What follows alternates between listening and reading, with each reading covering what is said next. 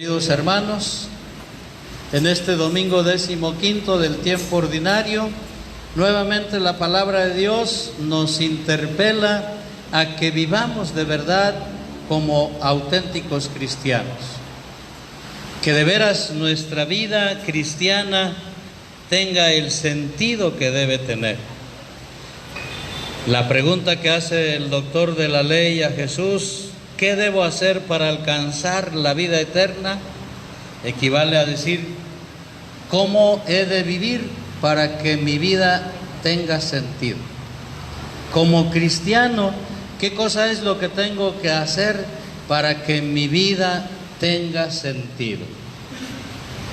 A eso nos invita Jesús hoy en el Evangelio, a que le demos el verdadero sentido a nuestra vida cristiana. Y fíjense que nuestra vida cristiana ciertamente no tiene sentido si no vivimos para los demás. En la medida en que vayamos aprendiendo a perder la vida en bien de los demás, en esa medida la aseguramos para la vida eterna. Ya nos decía Jesús al comienzo de esta narración de San Lucas, invitándonos a su seguimiento, nos decía: el que se busca a sí mismo se pierde, pero el que pierde su vida por mí y por el Evangelio, ese la encuentra, ese la asegura. De tal manera que nuestra vida tiene sentido en la medida en que vivamos para los demás, en la medida en que vayamos aprendiendo a amar, en la medida en que vayamos aprendiendo a compartir, en la medida en que vayamos aprendiendo a ser generosos, a ser caritativos y, como nos lo enseña hoy la palabra, a ser compasivos, a ser misericordiosos con los demás, especialmente a los más necesitados.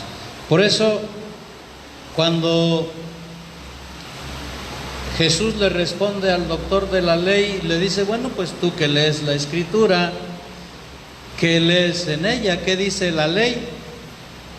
Y el doctor de la ley hace un resumen muy interesante de la ley de Dios.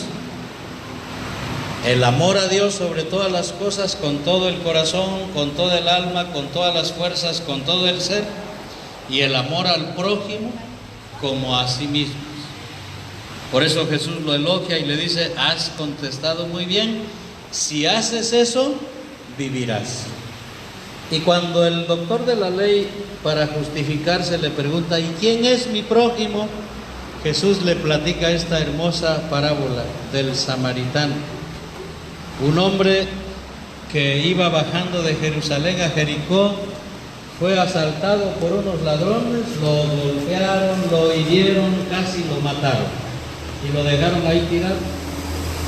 Por el mismo camino iba pasando un sacerdote y lo vio, pero solamente lo vio y pasó de largo. También por el mismo camino pasaba un levita, igualmente lo vio y no hizo nada y se fue de largo. Pero también iba pasando un samaritano que iba de viaje, y fíjense cómo el samaritano dice: sí lo vio, se bajó de su caballo, lo curó con aceite y vino, le curó sus heridas, lo subió a su cabalgadura, lo llevó al poblado más cercano y lo llevó a un mesón para curarlo. Por adelantado le pagó al dueño del mesón 2 denarios y pidió que lo cuidara de él, y si le faltaba algo, que a su regreso se lo pagaba. Jesús le pregunta al doctor de la ley: ¿cuál de los 3 crees que se portó como prójimo? Y la respuesta es inmediata: el que tuvo compasión de él. Anda y haz tú lo mismo. Así nos dice Jesús ahora a nosotros: anda y haz tú lo mismo. O sea, hazte prójimo de los demás. Acércate a los necesitados. Míralos con ojos de misericordia, de compasión, pero no solo te quedes ahí contemplándolo, sino haz lo que tienes que hacer para ayudarlo, para curarlo, para cuidarlo. Ese es el amor que nos pide Dios, y ese es el amor concreto que hace realidad el amor a Dios y el amor al prójimo. Eso es lo más importante. De nada serviría que nos sepamos todos los mandamientos si no los vivimos. Fíjense, ni siquiera nuestra participación en la Eucaristía, en los sacramentos y en otros momentos de oración no tendrían ningún sentido si no aprendemos a amar al necesitado. Eso es lo más importante. Lo que nos va a salvar no es lo que sepamos de la Escritura, no es lo que hagamos en nuestra práctica religiosa, como lo hacía el doctor de la ley, como lo hacía el sacerdote, como lo hacía el levita. El levita era así como un catequista, como un celebrador, muy cercano a la iglesia, pero fíjense, fue indiferente al necesitado. Y nosotros corremos ese peligro también, de ser muy católicos, de ser muy cercanos a la iglesia, pero sin darnos cuenta de ser indiferentes a nuestro hermano necesitado. Por eso la invitación hoy es a que vivamos para los demás, a que vayamos viviendo nuestra vida cristiana amando a los necesitados, acercándonos a ellos, curándolos, ayudándolos, cuidando de ellos. Es así como vamos a darle el verdadero sentido a nuestra vida. Y es así como ese amor a Dios y amor al prójimo se van a concretizar, se van a hacer realidad. Anda y haz tú lo mismo. Ojalá que en esta semana, así como en otras ocasiones los he invitado para visitar a alguna familia, motivarla, compartirles la palabra de Dios, invitarlos a que se acerquen y a que también ellos escuchen su palabra. Hoy los invito para que visitemos a un enfermo, visitemos a una familia pobre y compartamos con ellos lo poquito que nosotros podamos.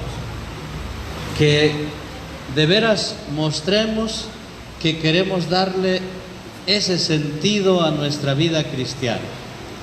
Que de veras mostremos que queremos ser portadores de la misericordia y de la compasión del Señor.